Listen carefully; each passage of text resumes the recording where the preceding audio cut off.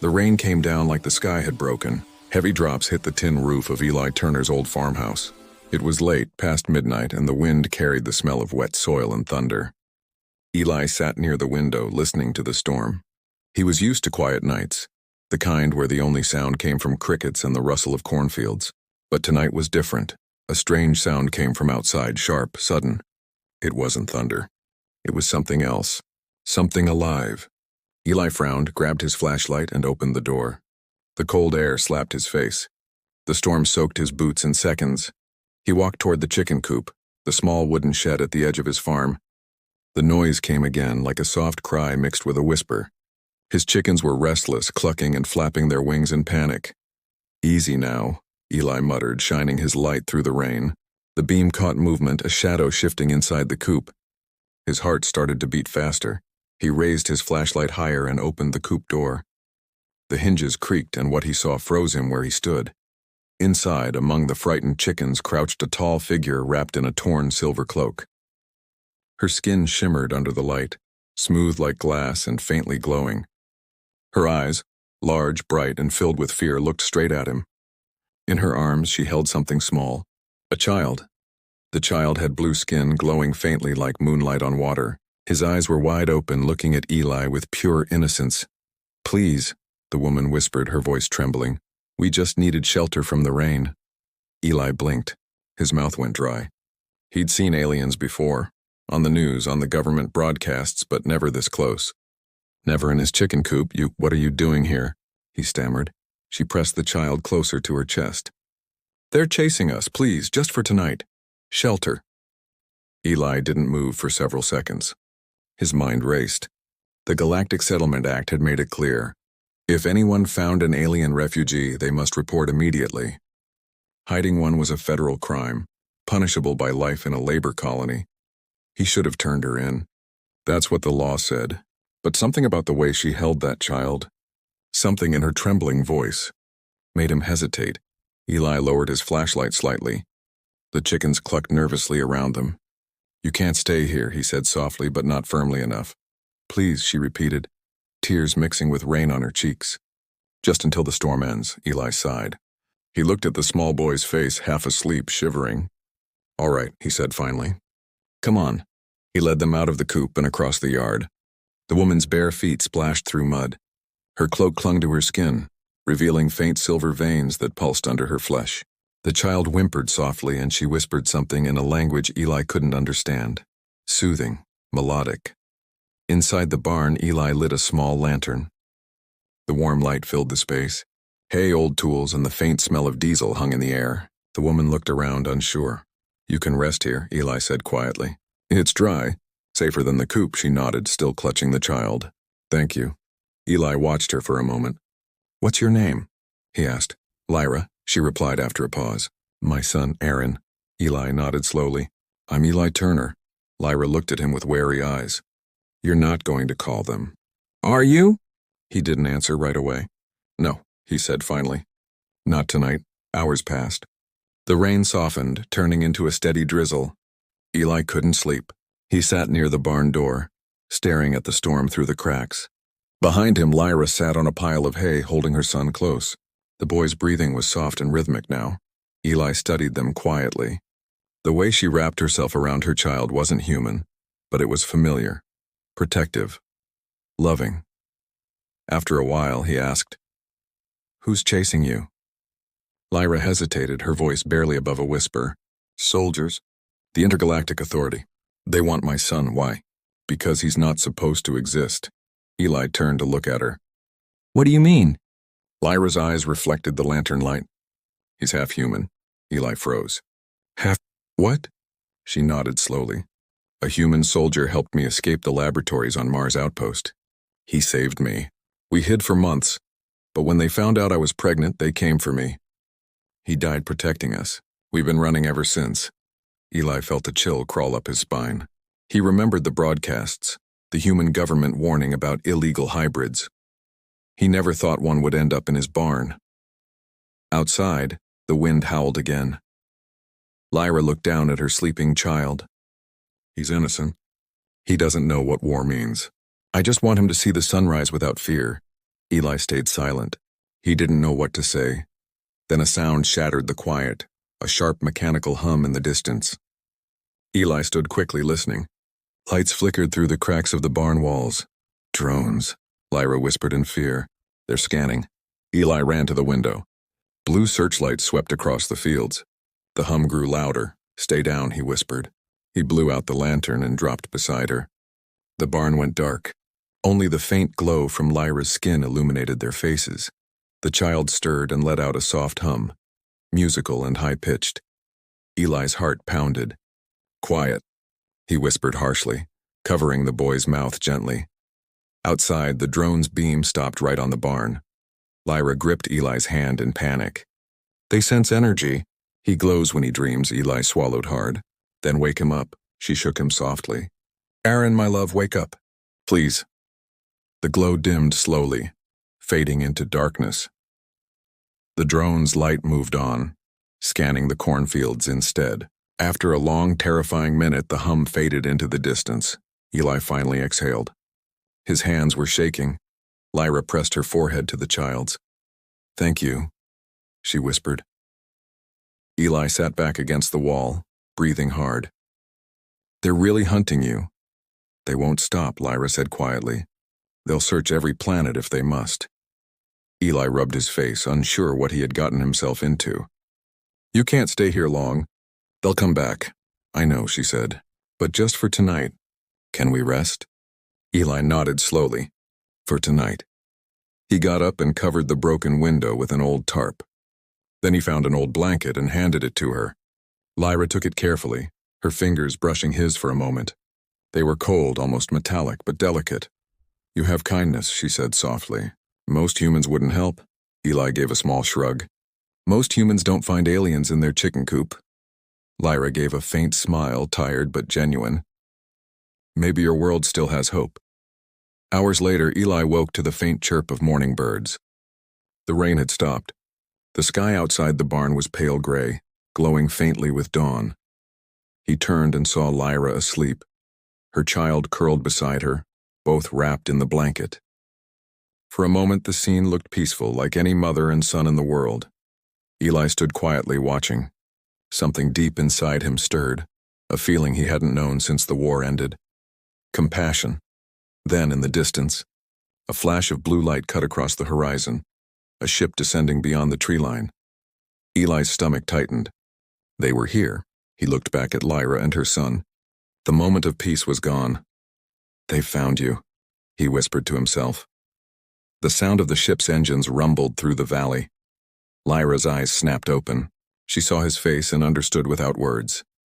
Part 1 ends as Eli looks toward the open fields, rain still dripping from the roof, and makes a silent decision, one that could cost him everything. The sound came first, a low hum that shook the air like thunder trapped inside a machine. Eli Turner stepped out of the barn and saw the sky burn blue. A patrol craft was descending through the gray dawn, slicing the clouds apart. It was close. Too close. He turned back toward Lyra. She was already awake, clutching her son.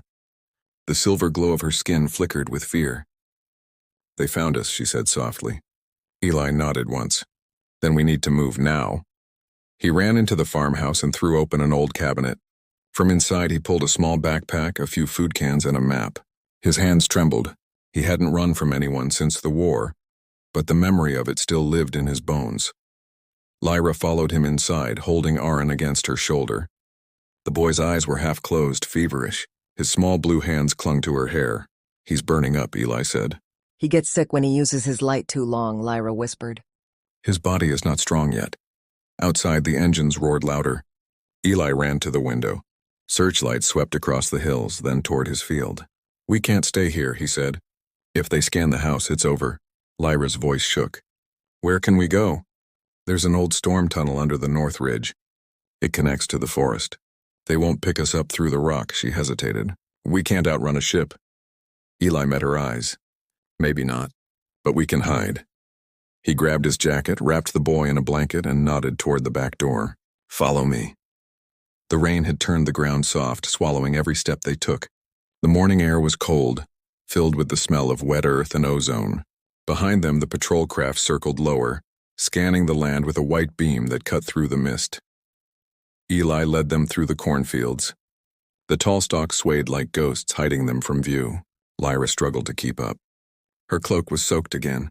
Aaron coughed weakly. "Just a little farther," Eli said. "We'll reach the tunnel soon."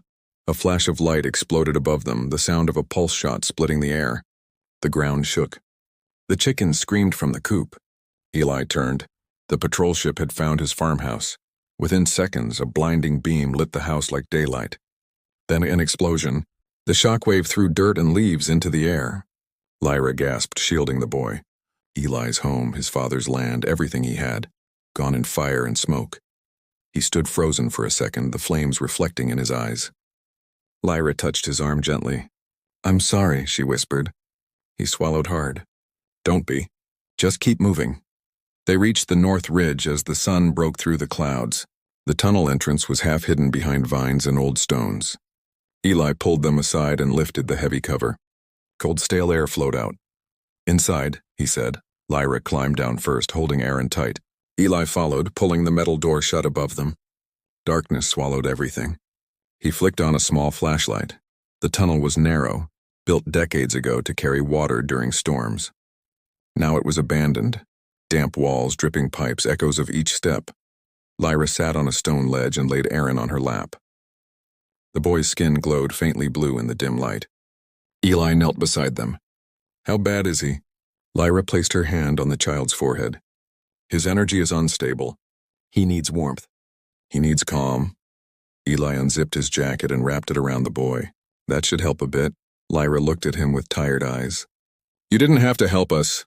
"Yeah," Eli muttered. "I know." They sat in silence for a while, listening to the drip of water. Eli's thoughts drifted. To his burned farmhouse, to the soldiers above, to the strange woman beside him. He finally asked, "You said he's half human." "His father. He really was from Earth?" Lyra nodded slowly. "He was part of a secret program. They called it Project Eden. They wanted to study how different species could share DNA. They wanted soldiers who could survive on any planet, but they treated us like tools. Experiments." Eli clenched his fists. He'd heard rumors during his service. Strange labs on Mars outpost hidden under domes run by scientists who'd forgotten what the word mercy meant. Lyra continued, her voice breaking. "When I escaped, he followed me. They shot him. He died holding my hand. His last words were, 'Keep him safe.'" She looked down at her child. "I've been running ever since." Eli said nothing. The only sound was the rainwater dripping through cracks above. Then a deep rumble echoed through the tunnel, the sound of engines overhead. Dust fell from the ceiling. The patrol craft was still searching. Eli turned off the flashlight. Quiet. The hum grew louder, then slowly faded again. When it was safe, Lyra exhaled shakily. "They won't stop until they have him." Eli looked at her, thinking hard. "There's a transport depot about 20 miles east. If we can reach it by night, maybe I can get you onto a supply freighter leaving orbit." Lyra blinked. "You'd help us escape the planet?" "I've got nothing left to lose now." She studied him, confused. "Why risk everything for us?" Eli hesitated. His voice was low. "Because once someone hid me too. They waited until nightfall." The rain stopped. The sky above was clear again, full of stars. Eli led them through the woods behind the ridge. The forest was thick, the air cool and quiet except for the hum of insects. Lyra walked beside him, holding Aaron close. The child opened his eyes halfway. "Is it morning?" he asked in a weak, soft voice. "Not yet," Lyra whispered. "Soon." Eli smiled faintly. "Kid's strong. Takes after his mother." Lyra smiled too, though it didn't reach her eyes. He shouldn't have to be. They moved through the trees for hours, careful to stay off the open roads. But above them, the ship's lights returned, sweeping across the sky. The hunters were widening their search. When they finally reached a clearing near the depot's perimeter fence, Eli stopped. Beyond the wire, large cargo ships rested on landing pads, glowing under floodlights.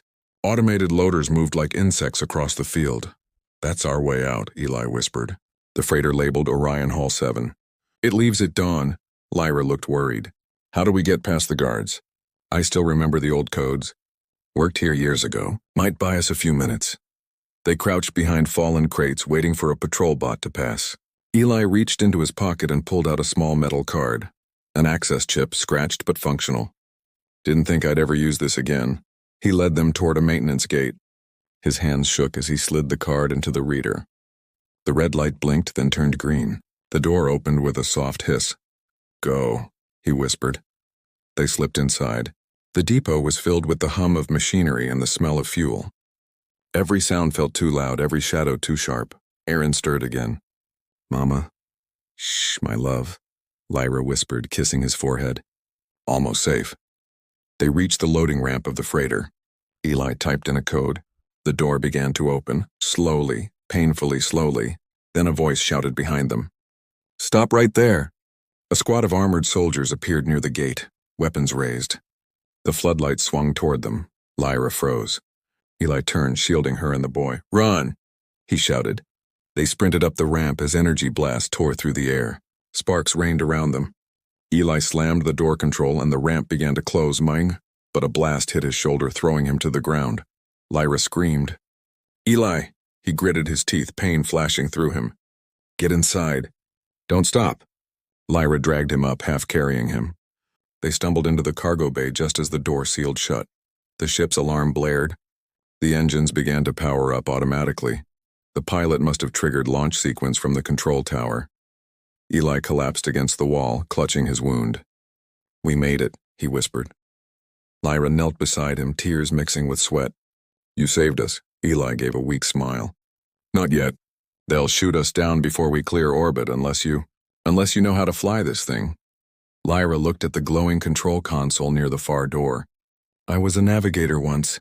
She stood, pressing her hand against the scanner. The interface recognized her alien signature. The ship roared louder. Through the window, they saw the soldiers scatter as the freighter lifted off. The engines glowed bright white, pushing the craft upward through smoke and light. Eli leaned his head back, dizzy but alive. Aaron crawled beside him, placing a tiny glowing hand on his wound. Warmth spread through his skin. The pain dulled. Lyra turned, surprised. "He's healing you." Eli looked down at the boy. "Guess your kid's got some miracles left." The freighter broke through the clouds. The world below shrank into gray mist and burning fields. Lyra sat beside Eli, her hand trembling in his. "Thank you," she whispered. Eli stared out at the stars. "We're not safe yet," he said quietly. "They'll follow," Lyra nodded. "Then we'll keep running. Until he's free." The boy smiled faintly, his blue glow lighting their faces as the ship rose into the dark sky. The ship shook as it tore through the night sky. Outside the window, streaks of lightning flashed across the clouds like white fire. Inside the freighter, alarms screamed and red lights blinked across the control panels. Lyra gripped the controls tightly, her silver fingers dancing over glowing buttons. Her breath came fast, her heart pounding. Behind her, Eli sat against the wall, his arm wrapped in a torn cloth where the blast had burned him. The little boy, Aaron, held onto his mother's cloak, his bright blue eyes wide with fear and wonder. "Hold on," Lyra said. "We're leaving atmosphere." The ship rattled violently as the engines screamed. For a moment, it felt like the metal itself might break apart. Then suddenly, silence. The stars opened before them like an endless ocean of light. Eli looked out the window and whispered, "We made it." Lyra gave a weak smile. For now, the freighter drifted quietly among the stars. Earth was just a small blue sphere below them, fading into darkness. For the first time in her life, Lyra could breathe without hearing the sound of machines hunting her. But the peace didn't last. A sharp beeping echoed through the cockpit. A red light began flashing again on the scanner. Eli frowned. "What's that?" Lyra's face turned pale. "A tracker. They locked onto us before we launched." Eli pushed himself up despite the pain. "Can we shake them off?" She shook her head slowly. "Their ships are faster. They'll catch us within an hour." He clenched his jaw. "Then we need to hide." Lyra thought for a moment, scanning through the star map. "There's an abandoned mining colony on Luna 9. The tunnels there are deep and the system's magnetic field can block signals. But it's dangerous. The air is thin. Old machines still move there." Eli smiled faintly. "Dangerous sounds better than dead." Lyra nodded, steering the ship toward the distant moon. As they approached Luna 9, The surface came into view. Gray dust, old craters, and metallic ruins from the days when humans and aliens had worked side by side, mining energy crystals. Now it was silent, empty, forgotten. Lyra guided the freighter through a broken docking tunnel. The metal groaned as it touched down. The lights flickered, then went out completely. "We're here," she said softly. They stepped out into the cold, echoing tunnels. Their breaths turned to mist. Eli's boots crunched on old metal debris. The air smelled of rust and ancient oil. Aaron clung to his mother's hand. "It's dark," he said. Lyra smiled gently. "Then light the way, my love." The boy raised his small hand and a soft blue glow spread from his palm, lighting the tunnel walls like calm water. Eli stared, amazed. "He really can do that?" Lyra nodded proudly. "He was born with light inside him, both human warmth and alien energy. He's what both our kinds could be, if we weren't so afraid of each other." Eli felt a strange ache in his chest at her words. "He's the bridge," he said quietly. Lyra smiled faintly. "Yes, and that's why they fear him." Hours passed as they hid deeper inside the tunnels. The sound of dripping water echoed in the distance. Eli found some old crates of emergency supplies, oxygen tanks, tools, a few protein bars.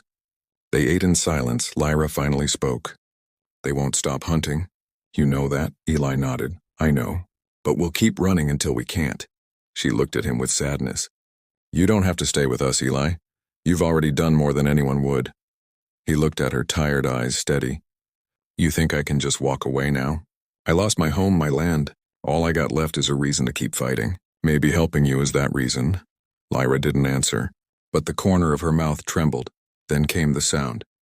Faint at first and a hum, then a metallic screech echoing through the tunnels. Eli froze. Lyra's eyes widened. "They found us." Eli grabbed his rifle from the crate. "How?" "The field should have blocked them." Lyra looked at the boy, his glow. "When he dreams, it sends signals. They must have traced the energy." Aaron stirred, half asleep. "Mama, I'm sorry." Lyra knelt beside him quickly. "No, my love, don't be sorry. You're not the reason they chase us. You're the reason I keep running."